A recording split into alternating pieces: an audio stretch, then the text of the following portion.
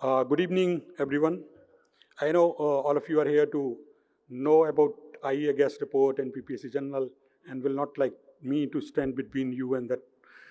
But to give you just some context, few years ago, when we restarted our discussions with IEA and various other international agencies, one of the agenda under the leadership of current AS, MOPNG, and then DG PPAC was that why India doesn't appear in all those international reports separately. So we started that kind of discussion, and as a result, we find that now you will find that earlier what was happening that only China was there and India was included in Asia. So we found that slowly with our persuasion that had started happening. But most importantly, after a few days, Mr. Khanooja came to us and said that OPEC wants to do a special chapter in their outlook on India. So we did that, and then we pursued with other agencies, including IEA, and IEA last year came up with one special report on oil scenario in India 2030. And while we were releasing that, AS only suggested to IEA that why not on gas, because quite often so many reports are there on oil, but gas gets neglected. There are no separate reports. So this year, IEA has come up with gas report on India. And why I am telling you this is that while India always had its place in energy basket, being the third biggest consumer, now it is in discourse also. So we are getting special reports, we are getting special chapters, and that is big thing, so that we can make that kind of policies, or we can discuss all those issues which energy sector India is facing. Not taking much of the time. In fact, one more thing that if Madam Mary remembers, first interaction PPAC had with IEA after so many years, you presided that through the BC, and Khanooja was here on this side. So I will invite all the dignitaries, AS, MOPNG, Mr. Khanooja, Mary Ma'am, D&ES, DG PPAC to the stage, so that we can release IEA gas report 2030 along with PPAC journal, which it has become a custom-like thing, because last year also with oil report we released our annual issue. So I invite all the dignitaries to the dais for the release, and after that I will hand over the floor to D&ES for presentation, which we can go through, and then floor will be open for the discussions. Thank you very much, Dr. Sharma, for the kind introduction, and thank you for the opportunity to be here at Indian Energy Week. It's a great opportunity for us to launch the Indian Gas Report with an outlook to 2030. We've been working on this for the last half year. It's been really also a great opportunity for us to engage with Indian gas stakeholders, with, of course, PPAC and the ministry, but also with industry, to learn more about the Indian gas market. And the Indian gas market has really great potential. I mean, we cover gas markets globally.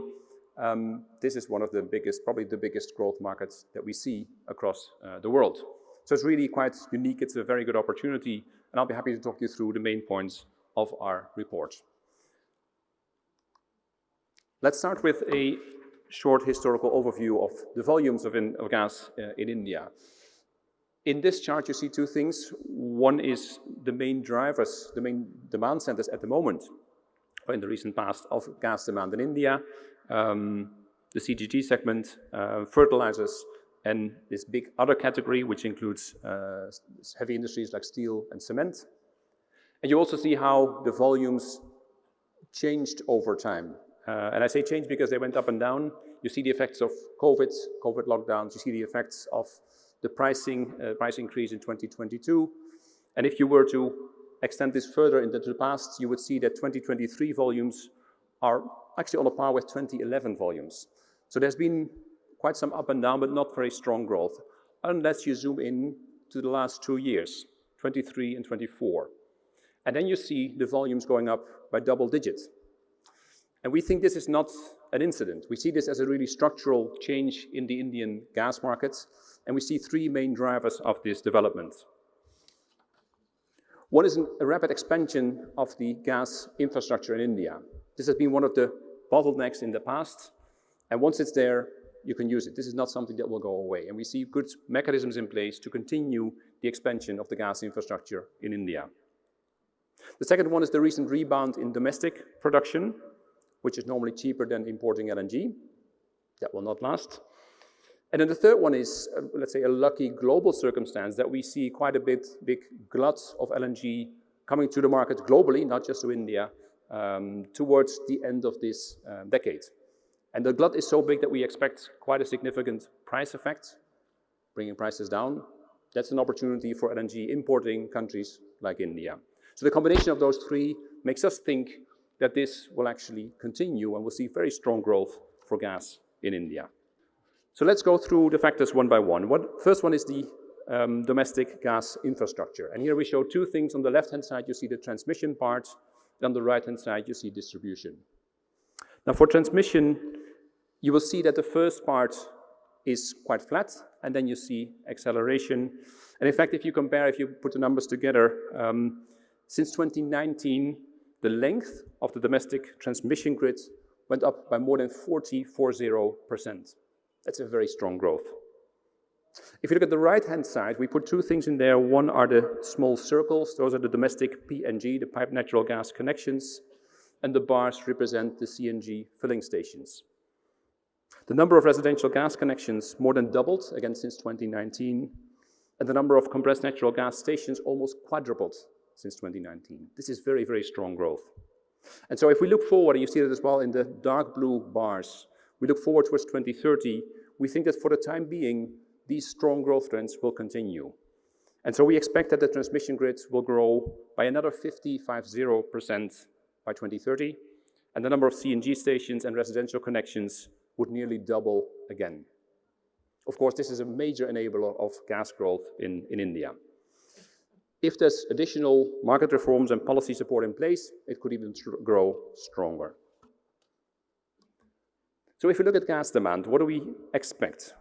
In our base case scenario, we expect the gas demand to grow by almost 60%, 60, to around 103 BCM by 2030. And you can see here in the chart the main drivers of this. There's growth in the power generation, the strong growth in CGD, that is both for the connections, but especially for the CNG filling stations. And then the others, again, this is steel and cement, heavy industries. Once they get connected to the gas grid, we see very strong growth potential there. You also remember that from the first chart that fertilizers is a big part at the moment. We don't see a strong growth there. We don't see many plans to increase the use of gas for the fertilizer sector, so that remains quite limited.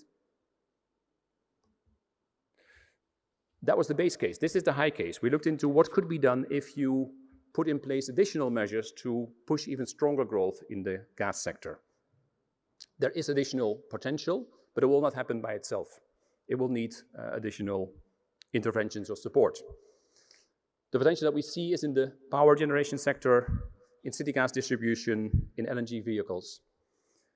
And what could help here is a higher utilization of the stranded gas-fired power plants. We don't see many countries with stranded gas-fired power generation. That's quite unique. You could think about measures to make use of these assets. They're there anyways, so using them is relatively cheap. We could see a more rapid expansion. I'll come to that in the policy recommendations part about the city gas infrastructure. You could replace LPG in the commercial segment with natural gas, especially if once the city gas distribution is properly extended to the last mile. And then LNG in heavy-duty transport, trucking, it has big potential, but it needs to kickstart the development because you need the filling stations to make sure that the truck companies start using LNG instead of diesel. But the potential is there. That's on the demand side. If we now look at the supply side, let's start with the domestic production. You'll see immediately in the slope of the curve here, and this is both the actual part, and then to the right there's the forecast part, that it grows much slower than what I showed you for the demand side. We've seen quite strong growth in the recent history after 2020 in India's domestic gas production, especially thanks to the ramp-up of deep water fields. But this ramp-up will come to an end pretty soon, which leaves only some smaller coal-based methane projects and then some small fields to drive the additional growth. And at the same time, the production from the existing deep water fields and also other legacy areas is expected to decline. And so if you add up those factors, a bit of growth, but also some decline in legacy fields, that means that we foresee that by 2030, domestic production will be around 38 BCM, which is about 8% higher than it was in 2023. So yes, there's still some potential for growth, but it's quite limited and clearly very different from the growth we foresee on the demand side. There's also compressed biogas. Now, compressed biogas has a very high potential in India, but it's not there yet. The volumes are quite small. We see a number of barriers to its development. There's the high cost of land. There's an uneven feedstock supply also through our time. There's some marketing challenges. We also see strong policy support from the government, and especially this selling obligation, which is coming into force and which will increase the percentage over time. That's a very strong and also foreseeable incentive where companies know that they're under an obligation, so they can invest in time to prepare for CBG to increase. And so with this, you can see the forecast here. We foresee strong growth, but starting from a low volume base. We're projecting around 1 BCM of production in 2030. But the potential in India is so much bigger. You could produce, let's say in theory, almost 100 times as much in India if you manage to get this all properly working. It's not easy, but it can be done. If you look at countries like Denmark, and I know the government is also looking at those examples, you see systems where there's more than half of the gas in the system comes from what is called here compressed biogas. That's a significant potential, and India has the possibility to develop this. So if we have strong growth of demand and, let's say, limited growth of domestic production, both traditional and CBG, that means that the imports will have to come in and have to increase significantly to fill the gap. And what you see here is the actual LNG demand and the forecasted part to the right against the capacity that's available on the receiving terminals. The capacity, the dark part, is the existing capacity, and the light part on top in the forecast part is that which is under construction, which should become available in the future. If you draw the line as we draw it here, you will see that the existing capacity will be almost fully utilized by 2030, and you'll actually need this additional capacity to make sure there's enough receiving capacity available to receive all the LNG, and terminals will not be used at 100% all the time. You need a bit of margin in there. The other thing you need is to think about the contracting side. So what you see here is the LNG demand, those are the circles on top, and the bars indicate the contracted LNG volumes. And you can see the import requirements going up very strongly in the future. You can see also that the contracted volumes are still growing quite a bit until 2028, and then they decline. And it means that if you don't do anything now, if you don't contract new LNG, you will be facing with a bigger volume that you need to purchase on the spot market. And the question is, are you happy to take that risk? There are companies and countries who do it, and they take the risk and they hedge it in various ways. That's possible. If you want to ensure, let's say, more long-term stable supply, then in the coming years you would have to negotiate additional LNG contracts. Let me come to the final slide, which is the policy option. So what could the government do to increase the use of natural gas in the Indian energy mix? And we know the Indian government has a very strong target, aspiration of 15% of gas in the Indian energy mix by 2030. These are measures that the government could take to improve or to increase the amount of gas in India. They're numbered here. They're not necessarily ranked. It's not a priority order. It's just the logical categorization of the different measures. So one is increasing domestic supply. I showed this slide about the domestic supply outlook. There is an element of pricing here. Under the APM regime, there is only so much. There's basically a cap to what can be paid for this gas. If the government were to gradually release that cap and make more fields available for pricing freedom, that means there's more possibilities for commercially financed investment. Of course, the flip side of this is that you end up with probably a bit more expensive gas, and so there is a trade-off here to be made between the affordability side and the investment in additional Indian domestic gas production. The second one that we mentioned here is developing domestic infrastructure and improving the infrastructure access. We've seen this system about the geographical areas which have been auctioned by the PNGRB in a very structured way, and everything has been covered by the companies who have the minimum work program obligations. We also see that in practice, not every company delivers on time on their minimum work program requirements. And so there's a question about enforcement. A stricter enforcement would force these companies to make sure they actually cover the requirements. One way to do it would be to say, listen, there are consequences if you don't meet your requirements. You will lose sooner your exclusivity in this particular period, to make sure they also connect the last mile, because that's the part that we see often is missing. The planning process for gas infrastructure could be improved. And here we have an example from the EU, which has this 10-year network development plan in place. It's a non-binding document. It doesn't bind anybody, but it's a very important transparency and coordination tool. And once the document is out there and it's gone through lots of consultation with industry, it's really a reference document for anybody who's planning something with respect to gas infrastructure in the EU. You could do something similar also in India to provide sufficient transparency and coordination. Ensuring effective and non-discriminatory access, third-party access to the infrastructure, including to LNG terminals, would improve the utilization of existing infrastructure. And then the transmission tariffs have been reformed. As we move forward with additional transmission infrastructure, given the size of India, it would be good to assess and see what is now the best tariff structure. Is it really one unified tariff, or is there a case to be made to have several tariff areas, several entry-exit zones within the Indian system? That's an open question, but it's good to look into it as we move forward and as you move forward with additional investments. Increasing gas market competition is the third area that we identify. The unbundling of transmission as a monopoly activity on the one hand, and marketing and sales on the other hand, is something which we've seen in other markets to be very effective to promote competition.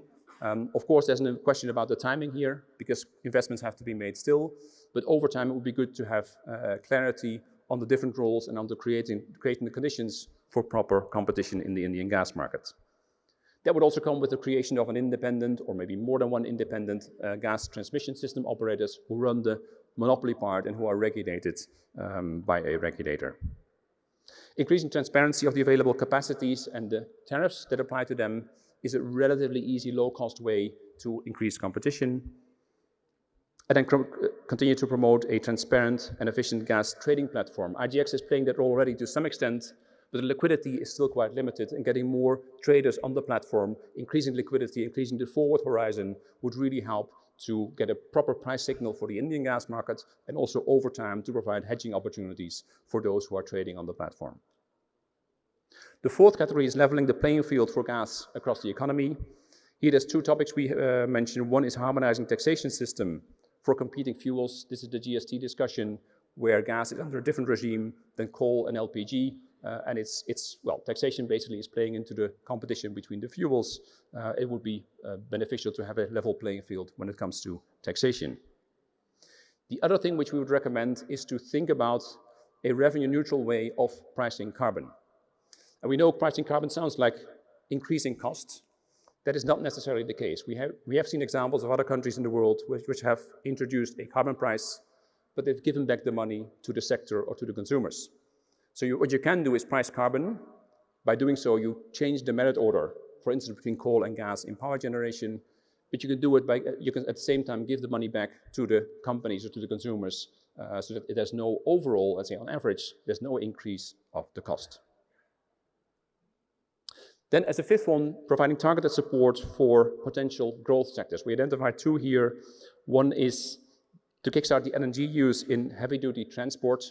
I mentioned this previously as one of the additional growth possibilities. It's one of those issues where you need an additional investment, in this case in terms of LNG filling stations along the main corridors, to make sure that companies start investing in LNG trucks. That's something where the government could come in with favorable regimes for LNG trucks. And also leveraging India's, I spoke about this before, the stranded gas-fired capacity, for instance, by allowing more peak pricing in the power system is one of the ways to increase the value of gas-fired power generation. Sixth one is ensuring gas security of supply. There's an ongoing discussion, we understand, about strategic gas storage. That is certainly an option. It's also an expensive option. We see the companies who have this don't actually use it that much. So we call upon an evaluation here to compare this option against other, let's say, maybe more contractual arrangements, which can also secure supplies, but without the need to really do the physical strategic gas storage. And then I spoke about this before, this gap between the LNG demand and the LNG contracting. We think it's really important to think about the LNG contracting strategy approach to see how much exposure India wants to have to the spot market and how much it wants to cover through long-term contracts. And last but not least, reducing emissions along the gas value chain. I spoke about the compressed biogas production, which really has significant potential in India, and also reducing the methane emissions along the natural gas value chain. It's something which could be very beneficial. We know we spoke to industry as well. They're looking at CBAM, the EU mechanism to, let's say, tax carbon for those who are exporting to the EU and who don't have carbon pricing inside their country. This is one of the ways to make sure that the emissions in India are addressed in a, let's say, similar way to the EU, and that you don't have to then pay the CBAM tax. Those are the policy recommendations. With this, I will finish the presentation. There is much more in the report. It's available as of now, if I'm not mistaken, on the website. It's for free, so we are happy to download it, and we really look forward to the discussion and to the reaction from the Indian government. Thank you very much. Thank you, Dennis. You may please take a seat. As Dennis said, that this report is already up on IEA website. Similarly, PPAC Journal, which has 45 articles, including by both our ministers, and the theme is biofuels and mission life. So please access that report and journal both and go through and give feedback. Next theme for PPAC Journal is advanced refining and advanced fuels. So we invite suggestions, articles for that. And also, we are not sure which report we will be launching with IEA next year. We will discuss that. So now I invite Additional Secretary MOPNG, Mr. Praveen M. Khanooja, to address us in this regard or overall energy scenario in country.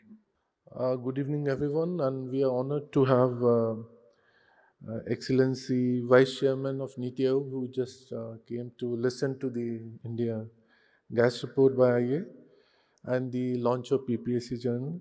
We have Excellency Deputy Executive Director, Ms. Warlick, and Mr. Hessing, Head of Gas, Coal and Power Markets Division, DG PPAC, senior officers and delegates to this IEW, and media representative. A very good evening to everyone.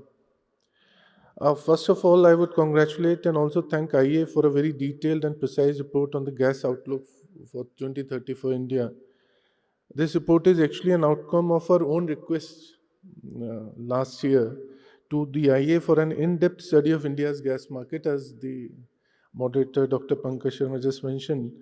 And I am very pleased to see this comprehensive and insightful report come to a convergence, and a very nice presentation we had from D&ES. The IEA has done a thorough stakeholders consultation and used its modeling to come out with the estimated demand numbers for our various sectors which are consuming the natural gas and those which would be adding on to this natural gas consumption by 2030. We also had production and import numbers for gas and LNG by 2030. Now, as already presented to all of you, this report mentions that we are projected to grow by nearly 60% in our natural gas consumption, reaching 103 BCM by 2030. Current consumption has been about 60-65 BCM over these last 5 to 7 years. I believe the CGD sector, although in the upper case, you had also mentioned about the power, because there are about 25 gigawatts of power plants are running at a lower PLF. I wanted to see the slide of the last slide of your presentation on the recommendations. And briefly, maybe I'll just touch what exactly is the government doing, if we can have that last slide also. And we are making a joint group, and it's still not on, but then with Ministry of Power, including NTPC, GAIL, just to study these standard gas power plants and the economy of these plants. Okay, good. Now, this report also highlights the CBG as a supply source, that is a green gas source, and we call it biomethane across the world. We call it And it also details the various government schemes and initiatives in the sector. Our initiatives such as Satat, Govardhan have led to the establishment of about 1,000 biogas plants over 500 districts.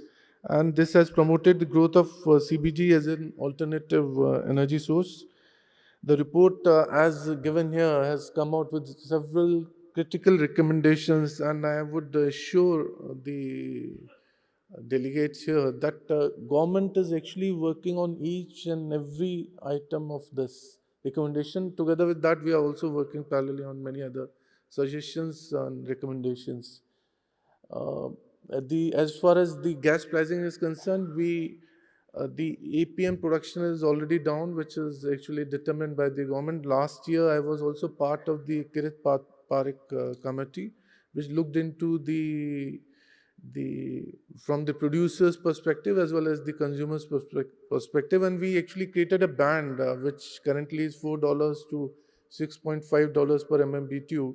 And for enhanced or production from these fields by ONGC and oil, actually there is a premium, and we get 120% of the Indian crude basket.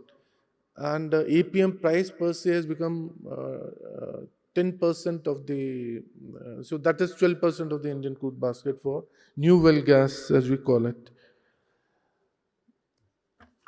The gas infrastructure, we monitor it very closely in conjunction with PNGRB. The minimum work program is also being monitored by the PNGRB. They are looking at doing all the bidding rounds. There were minimum work programs committed by the bidders, so that is also being monitored. The TSO and they are also in some kind of consultation stage. The LNG and the gas storage systems, we are looking at that. There is a group working on the storage in the underground form for the gas. So most of the things we are already working on that, and I hope that all this converges towards our 15% target as given by the Honorable Prime Minister to have a share of gas in the primary energy mix by 15%, because the IEA estimates are still on the lower side. So I believe they have said the base case, the high case. I believe we are actually moving towards the highest case of 14-15%. And I believe and I hope that the IEA's projections are not proved to be correct by 2030. Today also marks the first anniversary of the PPAC journal. In just a year, this publication has garnered appreciation and encouragement from the energy fraternity. The first issue of the journal was released at the last edition of India Energy Week. The second edition, launched in August 2024, focused on net zero plans of Indian oil and gas companies. As we all understand that they have all the targets starting from 2038 to 2047. India's unwavering commitment to sustainability and climate action is reflected in the far-reaching initiatives announced by the Honorable Prime Minister that includes Panchamrit, Mission Life, and the Global Biofuels Alliance. This issue of the PPAC Journal, with 45 articles, I believe, provides an in-depth exploration of biofuels. I'm also heading a committee. We have already reached about 19% ethanol blending. I'm heading a committee which is supposed to give a report very soon on ethanol beyond E20 blending. So we had seen and we had presentations by the Brazilian delegation also, UNICA also. And we are looking at other models. US also has about 10% blending. Brazil is 27% is the base fuel in Brazil. So we are looking and meeting all the stakeholders, including SIAM, ISMA, GIMA, and all the distilleries association, to look at the availability of the ethanol and the OEMs to see what is the achievable target by 2030. Coming back to the PPAC journal, 45 articles and not a single article by PPAC. So I would request and urge that PPAC should ensure that at least 5% of the articles should be by PPAC, although there could be issues about the technical R&D and the availability of data. But other journals do have something called literature survey. So if PPAC can get into a literature survey of, say, ethanol blending across the world or in Asia or, say, in Americas, so that kind of literature survey should form always a part of your, the journal. In conclusion, I thank both the IEA and PPAC for the Gas Outlook Report 2030 and the third edition of the PPAC journal. They add value to our knowledge base for our energy ecosystems, and I'm sure they would go a long way not only for our energy systems, but would further strengthen the collaborative relationship between the IEA and India. Our journey towards a cleaner and more efficient energy future requires collaboration at all levels, whether it's government, industry, and global partners.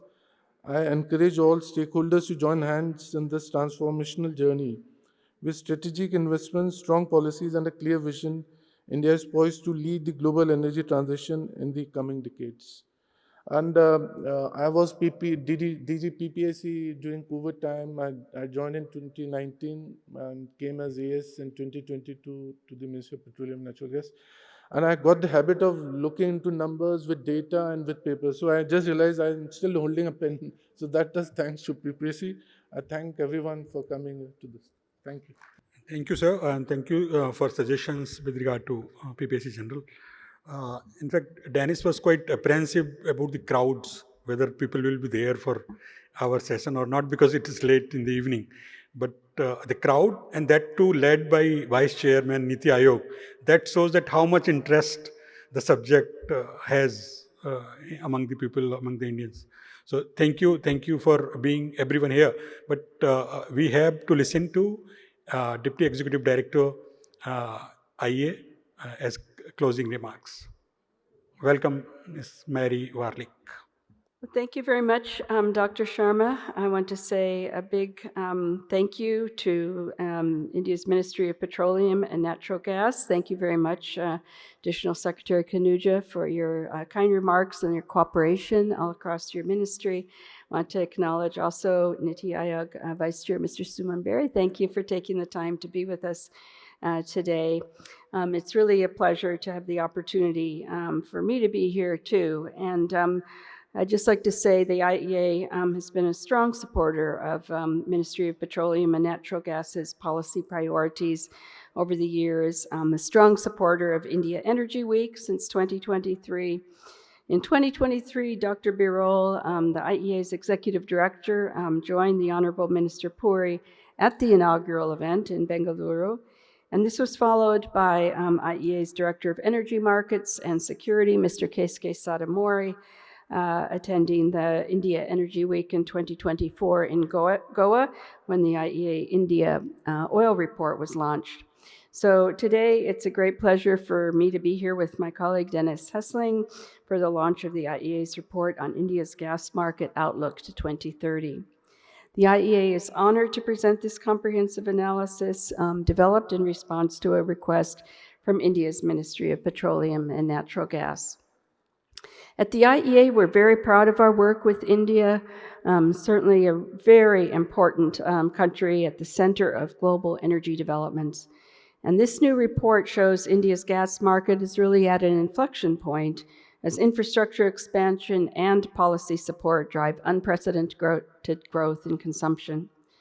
To realize this trajectory, IEA experts have outlined policy options for the government of India to strengthen the role of natural gas in India's energy mix and ensure a cleaner and more secure energy future. Natural gas will play a central role in shaping India's energy future, fueling economic progress, enhancing security, and promoting sustainability.